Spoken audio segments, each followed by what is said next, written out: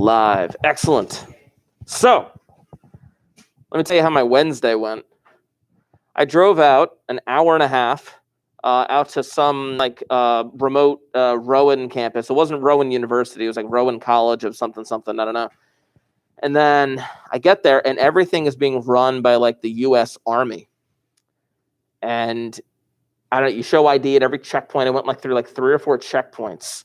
And it was like continuous walking for 15 minutes until I finally get to this one location after they had confirmed everything about me. And then I sat down and they asked me a few questions. Then boom, boom, boom, give it a shot. And they're like, okay, we're just going to observe you for 15 minutes and then you can go home. I'm like, cool, whatever. So I sat for 15 minutes. I'm like, that's cool. And then I drove home. And then when I got home, it was like the moment I got home, I just felt this like feeling of like when you hit a brick wall. And I was like, oh my gosh, I am so exhausted at this moment. No. That would have been cool though. Yeah, it would be cool. But anyway, I don't have a quirky response to that. It's just that it kicked my butt. I was like, oh my God, I'm exhausted. I went to bed at like 8:30 that night. Right? I was like, my goodness. But anyway, I'm still a little bit exhausted, but I don't know. I have to go back for a second inoculation on March 17th, which is an A day, which will not affect you guys. But yeah, I've been told by some buddies of mine who have gotten the second shot already that the second one is like a punch in the face. Like, yeah. From a lot of family members got it. That's what I'm saying, So, I mean, I'm kind of not anticipating that it's going to be terrible, but I'm going to accept the fact that it could be terrible. So, yay! Anyway. Well, yeah, that's where we're at. So, I'm back, and here I am. So, you had an assignment to do for me, obviously, on Wednesday. I've already kind of gone through those. Thank you for doing that. If, you were here, of course. If you were here and you didn't do it, then I'd be a little bit upset. But I was able to get the proper attendance via, obviously, was it Mr. Stavko who was in here? Yeah. I was able to get the proper attendance through what he wrote down for me, or what he had written down for me, and the online people who submitted things online. So thank you for that. And we'll kind of see where this heads out. Now, as for today we are going to be building upon what we did, or what I attempted to do on Wednesday. On Wednesday, you should have copied down those notes and then attempted that quizzes, because that was going to bring you into the realm of word problems and exponentials. Now, I want to talk a little bit about that verbally with you, exponentials and word problems. And then I want to get into the actual lesson of the day, which is going to be the beginning of solving exponentials. For those of you in the chat, if you have not left a comment already, please make sure that you do so. I do see the 5 comments that I have there so far. Okay. Let's talk about exponentials. First of all, I don't think I did this. Did I show you TD Bank's website? Okay, let's start there. That's exactly where we're going to start. We're going to start with the TD Bank website so I can begin this discussion. You've been encouraged over the years that you probably need to be smart with your money. And some of you probably are. Good for you. But a lot of you are possibly not. So what I'm doing is I'm going to the TD Bank website, and I clicked on products and I clicked on savings accounts. Because what you've been told is that if you want to save your money, you put it in a bank. I'm going to tell you right now, if you decide to keep your money in the bank and nothing else, you are a sucker. Just saying. Question? Your hand was... It goes down. What goes down? Money, inflation. Well, ignoring inflation, of course. Now, actually, that's an interesting conversation. Ignoring, if you talk about inflation, the rate of inflation is roughly 2 to 3% per year, which means that if you want to overcome the rate of inflation, that you need to be earning interest at a rate of 2 to 3% per year or more. Is that fair? You have to overcome that inflation. But ignoring inflation, let's talk about a scenario. A scenario being you're 16 years old. In 2 years, you'd be going off to college. And you're like, man, I got $1,000. And I got to take this $1,000 and I got to earn me some interest. So I'm going to take my $1,000 and I'm going to walk into TD Bank. Sit down with one of the people. I'm like, hey, I want a savings account that earns me the best possible interest that I can get for my $1,000 because I need to go to college. Okay, let's take a look at what we got. So you go down and you talk to the lady and you're like, hey, I want the TD Beyond savings account. That has the best interest rate. Sorry, you can't get it. You have to have a minimum of $250,000. Okay, fine. I'll get the next one. Sorry, you need a minimum of $50,000. I guess you have to settle for this one. This one is 0.02% interest. 0.02% interest. Now, what that actually means in the grand scheme of things, this 0.02% interest, is when you actually utilize it with the formula that you got on Wednesday, because you should have written down my notes, this is your rate. And this should be 0.0002 when you put it into the equation. Now, the equation that I gave you, I believe, was something along the lines of, I'll write it over here, y equals a parentheses 1 plus r to the x power. And of course, 0.0002, I plug in for r. How much money did I say you're starting out with? 1,000. Where does that go in the formula? You start off with $1,000. This is what you wrote down on Wednesday. If you didn't write it down, you got to make sure that you wrote it down because that information is still there. Where do you put in the $1,000? Because you got to put it in for a letter. You got to put it for A. A is the initial amount, the starting amount. Say again? Yeah, X is time. X is time, and it has to be the same time unit as your rate. Oh, that's a 1. In the notes that I gave you guys on Wednesday, I believe I wrote it in like that. Yeah, I wrote it in like that specifically so that you would recognize that it was a 1. Ah, good question. The 1 represents an amount that you're starting with. For example, I'll just do something very basic right here. 1,000 times 1 plus 1,000 times, I don't know, 10%. Okay? If I get 10% more, it's like I have to add 10% of what I started with. 10% of $1,000 is just $100.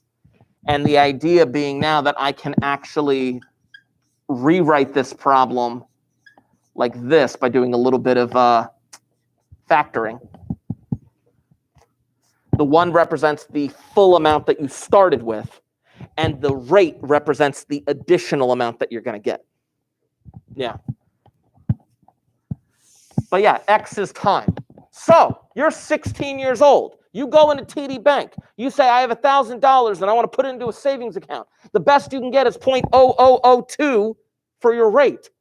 Okay, but I got 2 years. 2 years. I got time. 2 years till I go to college. Let's put that $1,000. Let's erase some of the stuff here. Let's put that $1,000 in the bank at 0.02% interest for the 2 years that I have until I go to college. Now, keep in mind that percentage, that rate, is typically measured annually, is what they call it. They call it being measured annually. Annually is just once per year. So I'm going to take all of that information and I'm going to plug it into my calculator. Let's see what we got here. So let's see, bring this thing up here. Come on, calculator. Load a bit faster. Or, you know, do your thing. Here we go. Click. Let's see, $1,000, 0.0002 to interest for 2 years. Ah, come on, get rid of that. Delete. 2. There we go. Good. So you're like, man, I got to pay for college. That $1,000 has to turn into something. Chapow!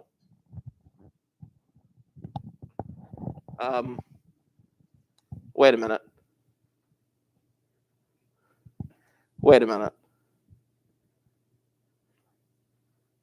What just happened? 40. The bank will round down because they're nice like that. You put $1,000 in the bank, and after 2 years at TD Bank, you only have an additional 40 cents to show for it. That's literally what happened. This is real life. This right here is real life.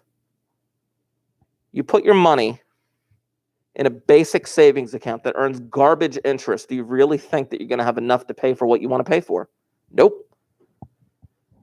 Absolutely not. When you put your money in the bank agrees to guarantee your money. Meaning, you could go to any TD bank in the country and say, hey, I want my $1,000 back, and you can get it. Okay?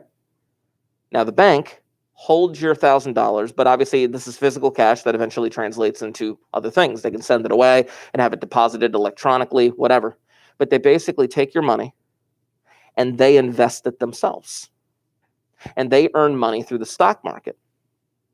But then by earning that money through the stock market, they're not technically risking your money because they'll guarantee your $1,000.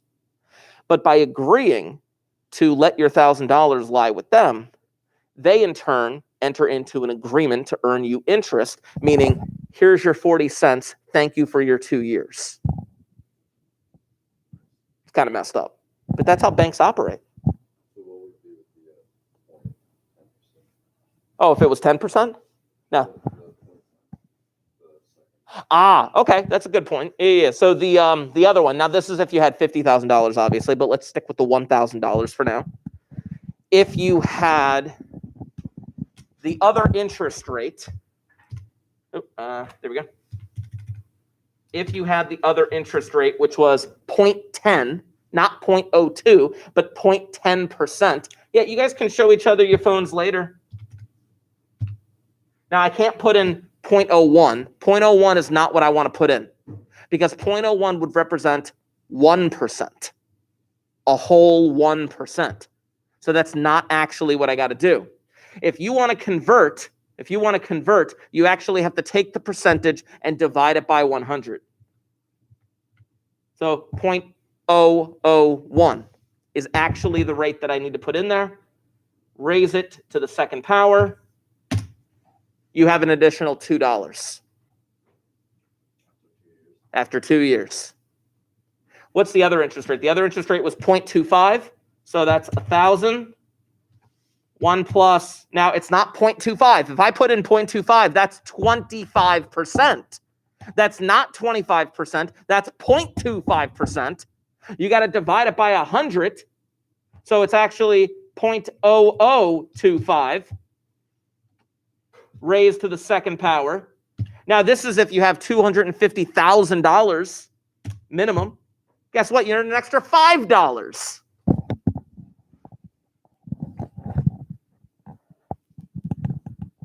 How do you get better interest on your money? All banks are like this. Now, that's actually not a savings account, but yeah, you could do something better than that. Here's one. Now, I'll work my way up to that. First decision you could make is a CD. You guys know what a CD is? Not a compact disc. A certificate of deposit. A certificate of deposit is where you take a minimum amount of money, you give it to a bank, and you agree not to touch it for a minimal amount of time, and you earn a much higher interest rate. Not exactly. A savings bond is something that matures over time, typically through the U.S. Treasury, and it caps out at a certain amount, and then it stops there. Like, for example, my wife had a savings bond that when she was a kid, her parents purchased it for her, where I think they originally purchased it for $50. Yeah, now it's $100. And it capped at 100, and that's it. It stopped. Exactly. So not really worth it. But with a CD, for example, I deposited, yeah. No. I'm going to talk about that in a minute. I'm going to talk about that because I have one of those and I'm going to talk to you about that. I know. I know. You kind of are. You kind of are. Now, I got you. Well, let me put it this way. So I took $1,000 of my kids' money from the piggy banks and put it into a CD through Fulton Bank. And I left it there for 13 months. 13 months, mind you. Just 1 year and a month. So I left about $1,000 there, and it earned a much higher interest rate. It's like 1.73% or something like that.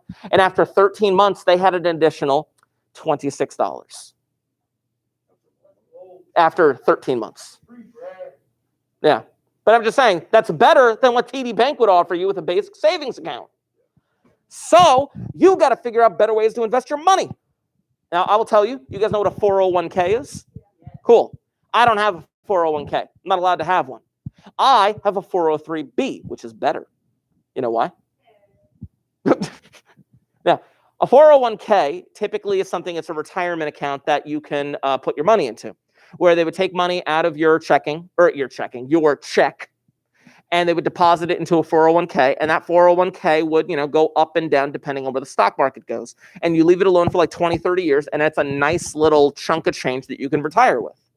That's a 401k. A 403b is almost exactly the same, except 403bs are for non-profit organizations, like schools. And when they take the money out of my paycheck, they take it out untaxed. Yeah. They take it out untaxed. I have been putting money into a 403b for the past 12 years. And obviously will continue having money being taken out and put into this 403b. And by the time I retire, not even kidding you, by the time I retire, when I'm allowed to take that money out of the 403b, it will be at a bare minimum 6 figures. Just saying. Just saying. It's not free. I earned that money. That's my money. You know what I'm saying? The interest is actually pretty good. The interest rate, depending on the year, because it depends on the stock market, the interest rate could be anywhere between 6 to 10%. So don't go with 401k. Well, no. A 403b is only if you work for a nonprofit. I work for a nonprofit, the school. Now, the other thing that you could potentially invest in.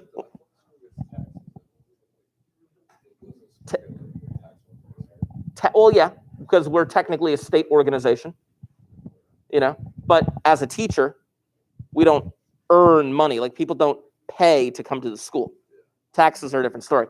So, wait, are like Catholic schools and stuff like that have like a tuition? That's a different story. That's a profit school. Yeah. Now, you guys want to talk about like IRAs and stuff like that, or mutual funds or things of that nature? I also have money invested in a company called Vanguard. Now, Vanguard is a mutual fund company, which basically you agree to put your money into a certain settlement holding, and then you can invest your money anywhere in the stock market. And the Vanguard company is the one that actually performs those trades and purchases for you. Now, I have my money invested in a Vanguard mutual fund, which is technically what they call an IRA, a traditional IRA, not a Roth IRA. And that traditional IRA, I deposited a chunk of money into that right at the peak of the downturn of the stock market last year. Just saying. I put a chunk of money into into this Vanguard account, probably around the end of March, beginning of April, when the stock market bottomed out. And that money, I'm not even kidding you, has gained over 30% of its value. Yeah, within 1 year. Now, that won't happen all the time. It won't. But I bought in right at the right moment, and the chunk of change that I put into this Vanguard account has gained 30% of its value. That's called a smart decision. Okay? I also recently invested in a very small electric car company, which, Fisker. I think I heard of that. Who? Lucid. Never heard of it. Lucid Motors, that's.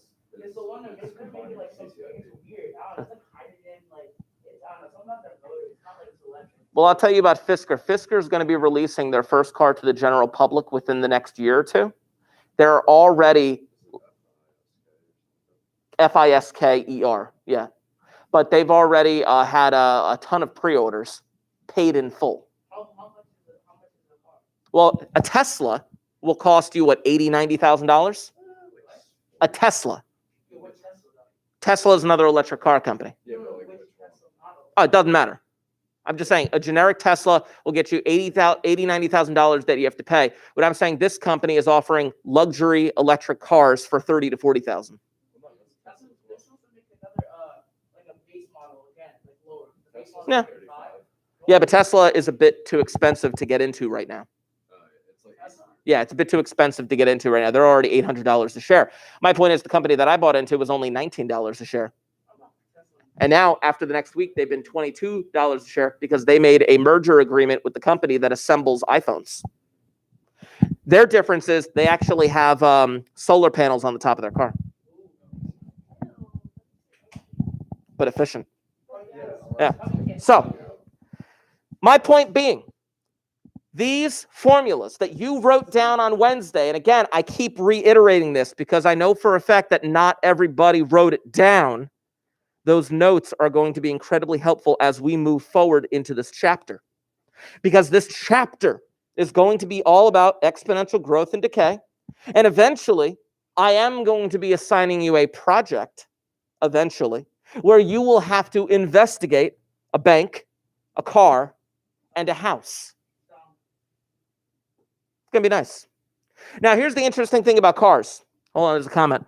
Because when you buy a Tesla, you aren't paying for the car, you're paying for the brand. Exactly. Why? Why does it have to be? The same thing about like, for example, Mercedes. The same thing. Why do I want a Mercedes when I can have a car that actually gets me places? But anyway, now in terms of cars, I'm going to show you this about cars. One thing I got to tell you about cars. Never buy a brand new car.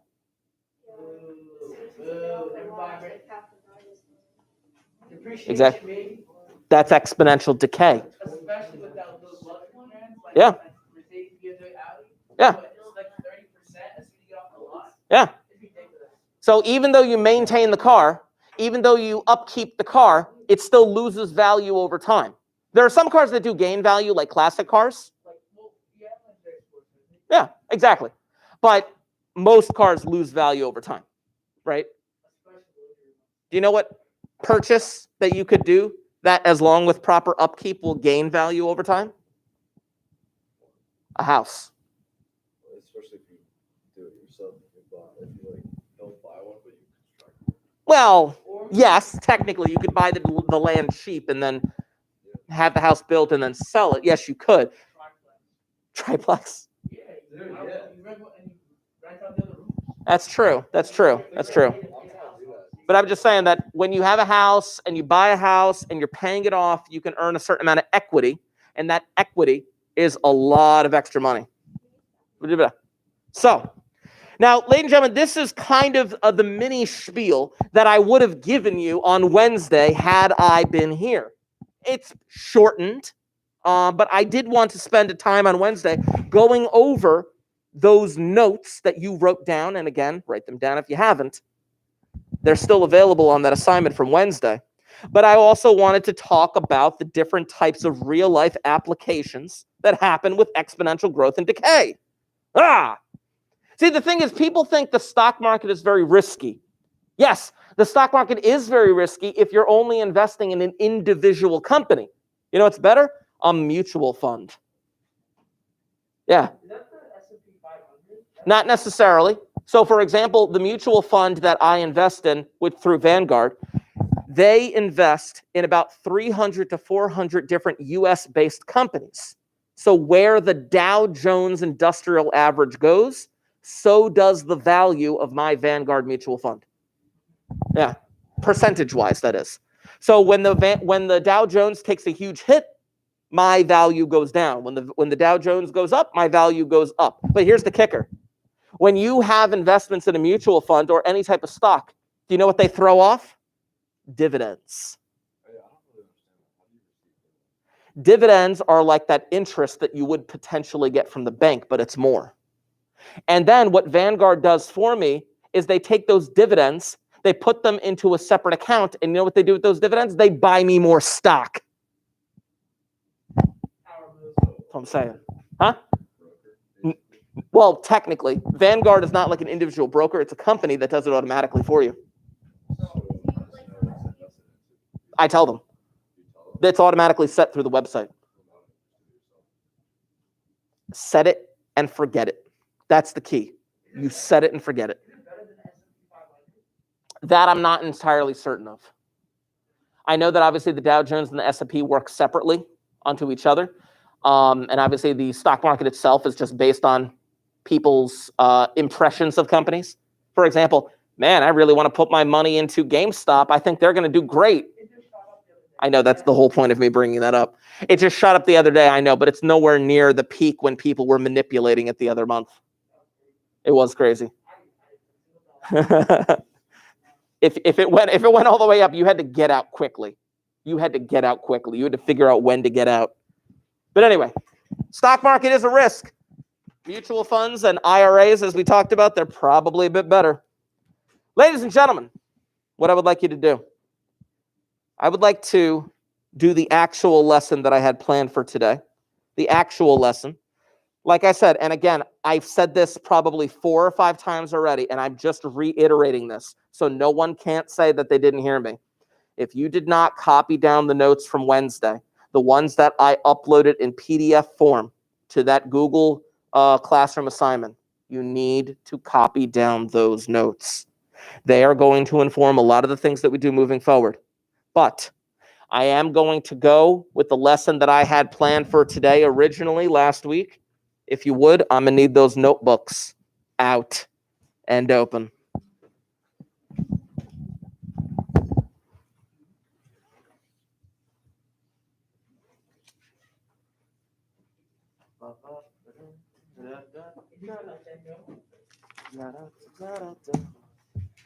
Yeah.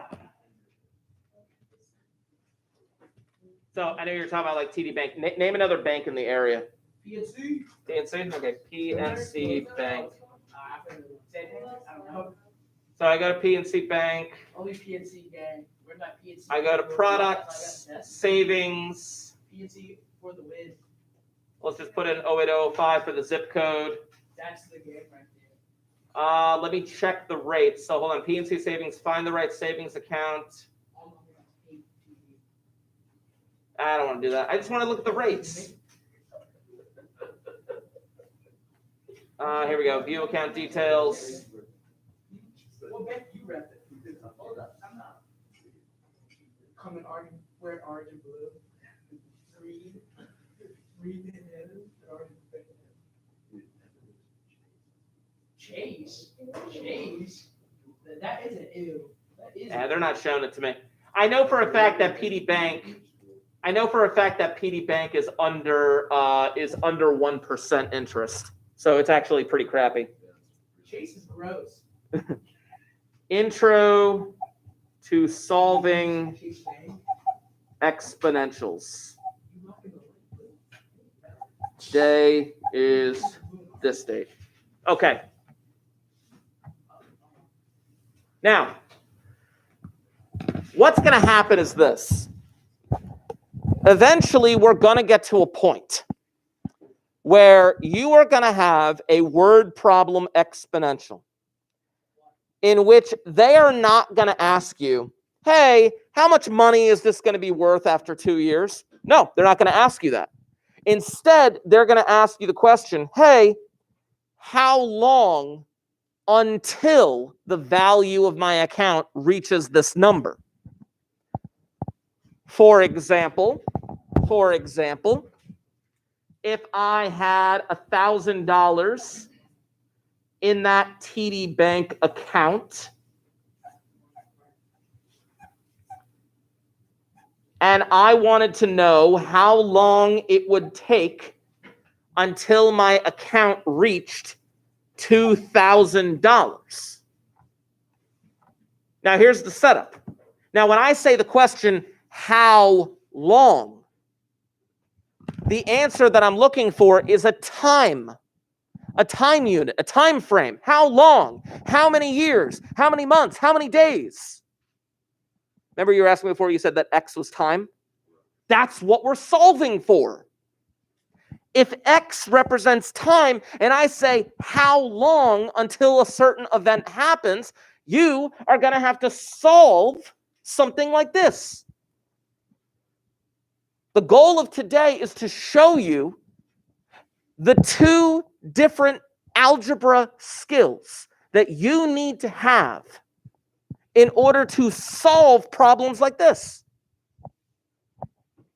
Now, the first algebraic skill is quite straightforward and quite nice because it doesn't involve anything crazy. The second algebraic skill is going to be something that I guarantee most of you have never seen before in your entire life. This problem would actually require that second skill that you have never seen before in your entire life. Now, I am actually going to solve this real quick on my calculator, and I'm going to show you what I typed in order to get the answer. And you're going to be like, what the heck is that on the calculator? Hold on one second. So I would do something like this. There we go. It would take me, yep. Look at that.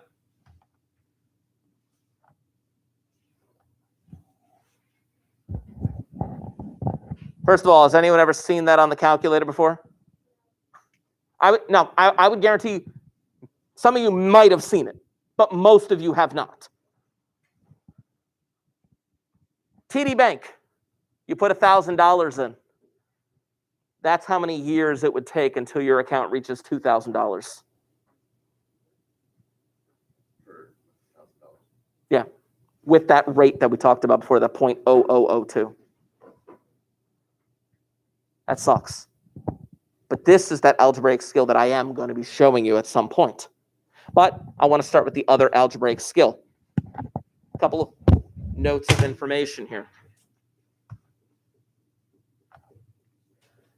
To solve an exponential means to solve for the exponent. To solve an exponential means to solve for the exponent. I may ask you for any number of things. Eventually, we may have a problem where I say solve for the initial value or solve for the resulting value or even solve for the rate. We'll get there. But right now, my goal for today is to solve for the exponent, to solve this exponential. Now, as I said, there are two algebraic skills. Let's start with the first one. Example, 3 to the x equals 27.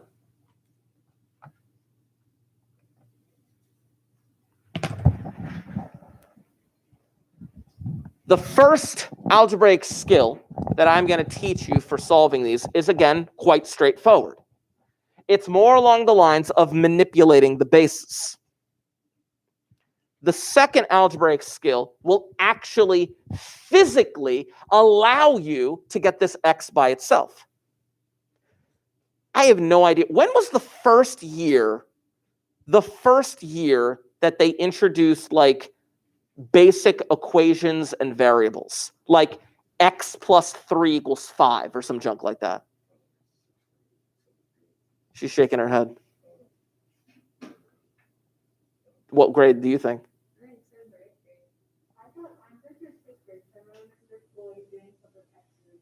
Okay. Let's just say middle school or sooner. Is that fair? So, we're to 6th grade. I'm pretty sure I saw some of this in elementary school. But like, if you have something like x plus 3 equals 5, oh, x plus 3, I got to get rid of that 3 by doing what? Subtracting. And you subtract the 3 and you get the x by itself, right? Cool. So you can get rid of that 3 by subtracting. Okay, what if it was 3x equals 12? How would you get rid of the 3? 3x equals 12?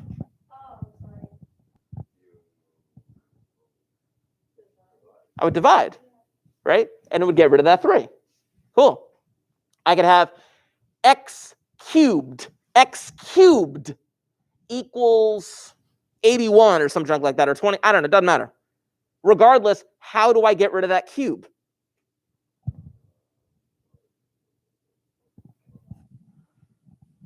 This is stuff that we've been focusing on for this year. You know, if I had something like x cubed equals some number like 81, how would I get rid of that cube?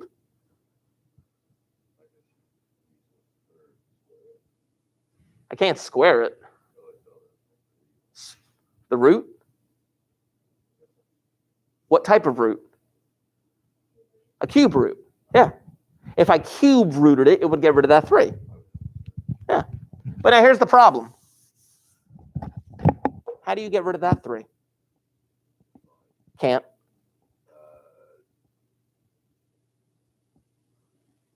The answer is can't for anything you're about to say.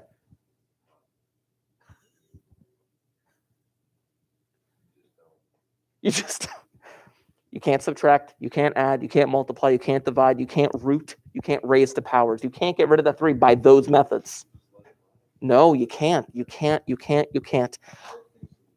Now, like I said, I'm going to be showing you 2 algebraic things today. Remember? 2 algebraic things today. What I'm referring to is the second one. Let's start with the easier one. The easier way of going about this problem is this.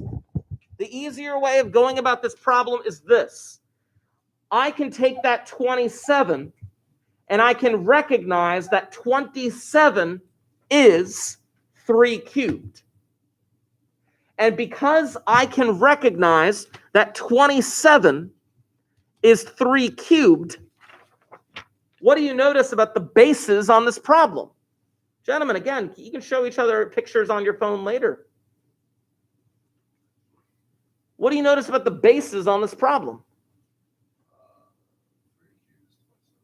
Well, yeah, 3 cubed is 27, but the bases, not the exponents, the bases. They're the same. That's the key. There's a property that I'm going to write down in a little bit. But basically, because the bases are the same, you are allowed to set the exponents equal to one another. And as a result, you have solved the exponential. The property that I would like you to write down is this. It's an if-then statement. If a to the x equals a to the y, notice again that the bases are the same, then x equals y. It's a very simple if-then statement, but it is powerful in the realm of exponentials. If the bases are equal to one another, then you can set the exponents equal to one another. Say again? Well, let me show you an example, and that might kind of answer the question that you just asked. Okay? Now, mind you, right here, solving for x is just getting x by itself, correct? Okay, let me show you the next example, which will utilize this property. Example, 2 to the x equals 8 to the x plus 1. What do you notice about the bases? Say again, one more time. 2 can definitely go into 8, but I want you to notice something a little bit more specific. The bases are not the same. Now, yes, 2 can go into 8. We'll deal with that in a minute. But I can't divide. Here. I'm not allowed to divide by 2. Dividing by 2 doesn't just automatically mean the left side is just x. That's not what that means. You use division in order to undo multiplication. We said before, because I had 3x equals 12, and you guys told me divide by 3. Why divide? Why divide? Why do you divide by 3 here to cancel out that 3? Well, yes, but why division?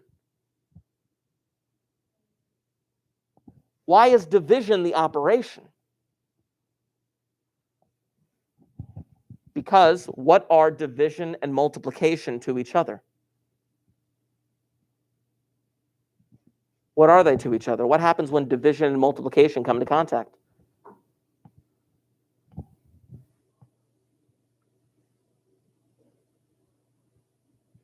I can take a step back further. Check this out. When I did x plus 3 equals 5, why did you subtract? Why do you subtract 3 here? No one wants to be wrong. Can we agree that you have to subtract 3 here? Yeah, but why? Have you ever thought about it? Because it has to be the proper operation. Go ahead. No, you can't divide. Addition and subtraction are inverse operations. They're inverses. Multiplication and division are inverse operations. They cancel each other out. Squaring and square rooting are inverse operations. They cancel each other out. But with this problem, we don't know what the inverse operation of an exponential is yet. I want to let that linger for a moment.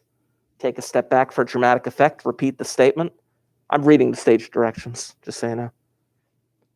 We don't know the inverse operation of an exponential yet.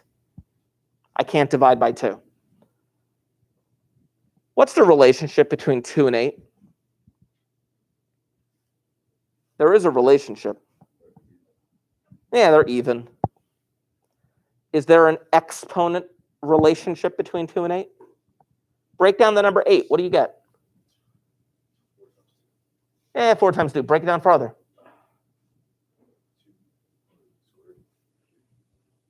2 cubed. You said 4 times 2, and I said break it down farther, which is, I meant 2 times 2 times 2. 2 cubed. Watch this. 8 is nothing more than 2 cubed. Meaning, I can rewrite this problem in the following way. Now, I'm not about to use the property of setting the exponents equal to each other just yet, because I have to do one more thing.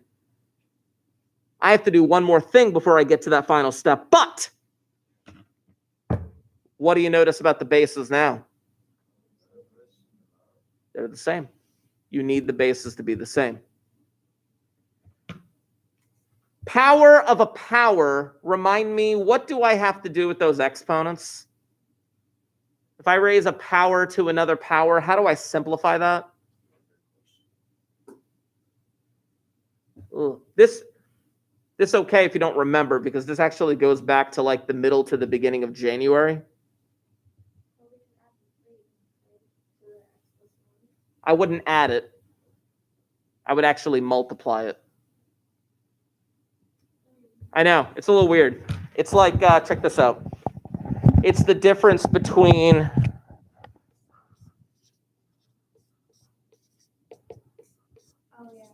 here, I would add them. But then here, I would multiply them. No, it's okay. Like I said, the other class had the same exact issue because we haven't seen this for like over a month, maybe a month and a half. You know, this was stuff that we focused on in the beginning of chapter 6. But we need to multiply those exponents together. So I get this.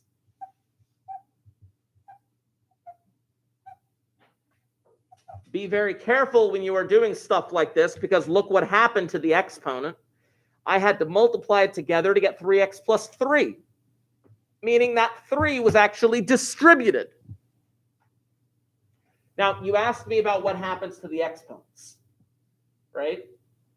Because you said, like, well, what happens to the exponents? You notice how I have the base of 2 and a base of 2, right?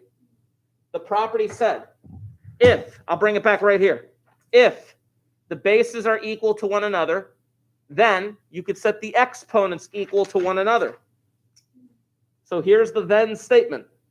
Because the bases are both 2, then I can do this.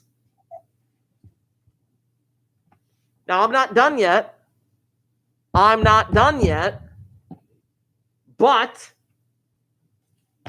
this is an Algebra 1 problem. This might even be like a pre-algebra problem. I don't even know. Did you guys see this in 6th grade? She's nodding yes. He said you're a liar.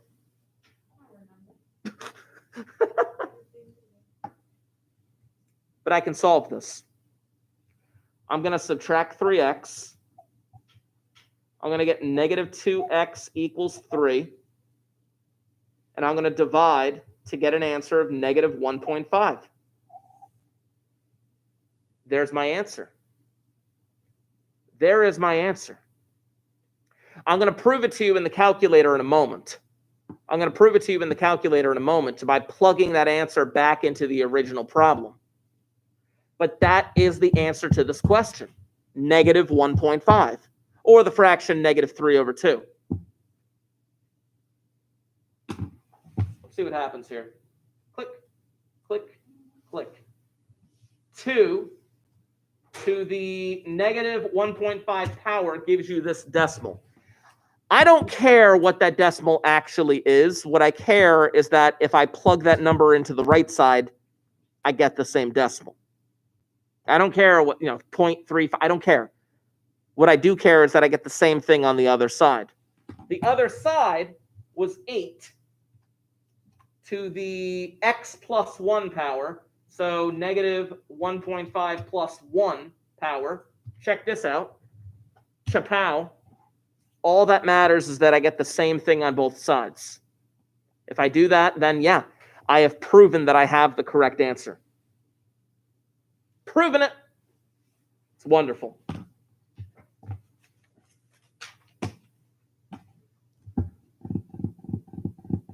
Okay. These problems. We're going to get more practice with these problems next time. But I wanted to introduce to you the second algebraic method.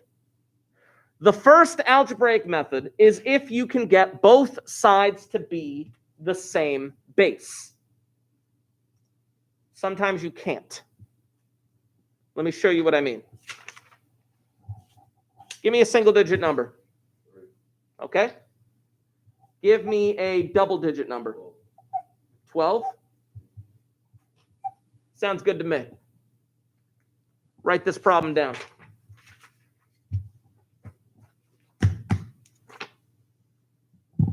This is a perfect problem.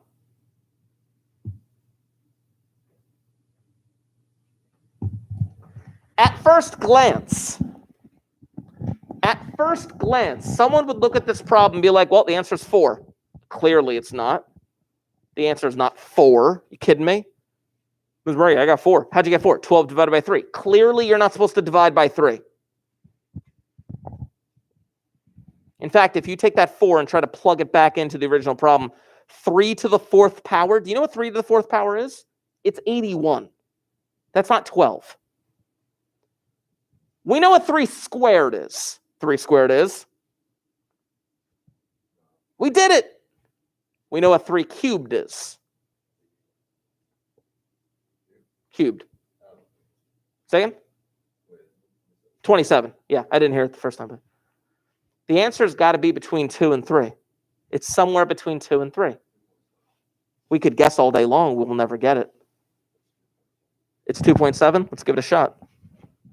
Where we get exactly 12. Hold on. Actually, you know what? Let me get the 2.7 or 2.4. Where'd my calculator go? Oh, there it is. I found it. 2.7 or 2.4? I'll try both of them. Zooming in, zooming in, zooming in, zooming in, zooming in, zooming in. 3 to the 2.7? Nope. 3 to the 2.4? Nope. I was close. 2.2. Close only counts in horse grenades. 2.2. Close only counts in horse grenades. 2.27. 2.26. Again, we're going to be here all day. Can I tell you something? Check. Hold on. You ready for this? You ready for this?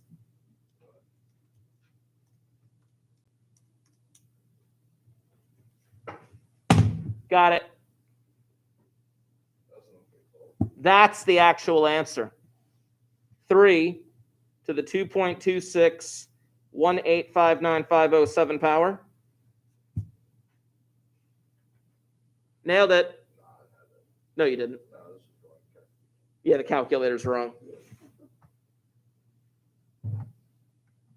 Horse grenades. It only counts there. Huh? They do. They really, it's messy. Yeah. Here's the thing. You can guess all day long. You're never going to get it. The reason why, is it possible to manipulate what 12 looks like so that it just has a base of 3? Can you manipulate 12 so that it's a base of 3? No. Oh, Mr. Markey, it's 3 times 4. Yeah, but that's not a base of 3. There's still 4 in there. There's no way of changing that 12 so that you can get it to be a base of 3. So we come back to the question, how do you get the x by itself? At this exact moment, you can't. But I'm going to show you how. By introducing something. And now, mind you, this is only the first day that you will have seen this in my classroom, but I'm going to introduce something known as musical trees. Musical trees. You know what a musical tree is? It's called a logarithm. A logarithm. Yeah. A logarithm has been staring you in the face for years. You just didn't know it. A logarithm is a dedicated button on the front of your calculator. Right there, LOG. Now you're like, okay, it's on the graphing calculator. Yeah, it's on the graphing calculator. It's also a button that's dedicated on scientific calculators that don't have graphing capabilities. Look right there, log. Oh, Mr. Markey, yeah, it's on these calculators, but like, I mean, come on, it can't be that basic of a button. It can be. Look at this. Here's my phone. Here's my phone calculator. You ready? You ready for this? Turn it to the side. Zoom in. What do you see right there? Log. You have it on your phone calculators. That is how fundamental log is. A log is a logarithm. But what the heck is it? What did I tell you the relationship was between addition and subtraction? No. What is the relationship between them? What do they do to each other?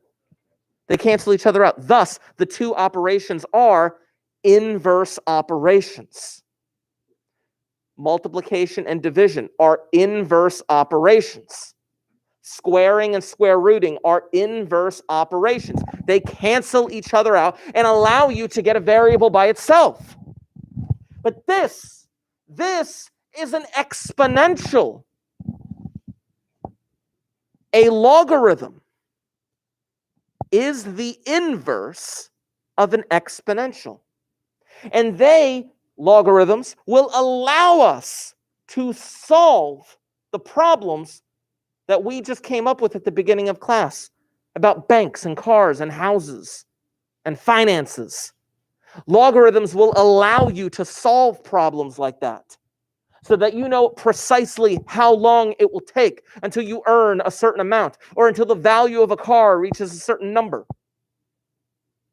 It allows you to get this x by itself. Let me show you. Here is what you need to know about logarithms. And this is just a day one introduction to it. Y equals b to the x power is the exponential form. It is the exponential form. It is the exact same thing as what I am about to write.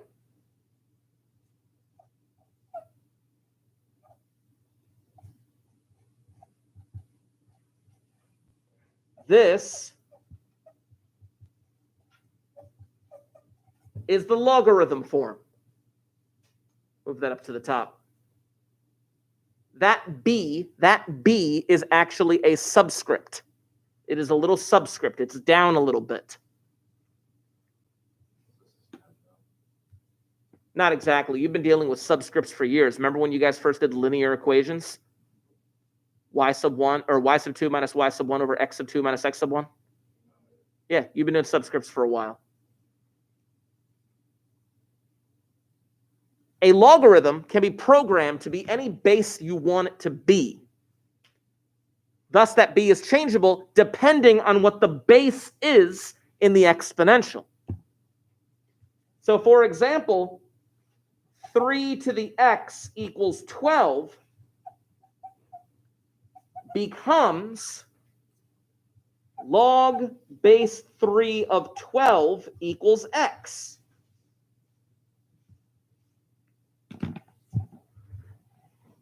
Now, again, you may be asking, what the heck is a logarithm? A logarithm is the inverse to an exponential. You don't ask yourself, what's a square root? Instead, you define square root as just being, oh, well, I just have to undo the square. Like, oh, what's the square? You guys are like starting to pack up a little bit. I still got time and I still got stuff to do. I may ask, what's the square root of 25? And you would immediately say 5. And I would say, why? Well, because 5 squared is 25. You define a square root by using the definition of a square. How do you define a logarithm? You define a logarithm by using the definition of an exponential. Well, what is log base 3 of 12? Oh, well, it's the exponent that you need. You take 3 and raise it to that exponent, and it gets you 12. That's the definition of a logarithm. Here's the absolute beauty of this situation, the absolute culmination of what I'm saying is about to happen. How do we calculate this? How did I get that decimal number that he was so desperately trying to get? How did I get it so easily? There are multiple ways of doing it, but I'm going to show you one of them right now. Log base 3 of 12. You hit math on your calculator. After you hit math, you go down a little bit until you see this function that says log base. You click log base. It's a base of 3. It's a 12 on the inside. Shazam, there's my decimal. You can have the calculator do it for you. Ladies and gentlemen, we will pick up with more of this next time. So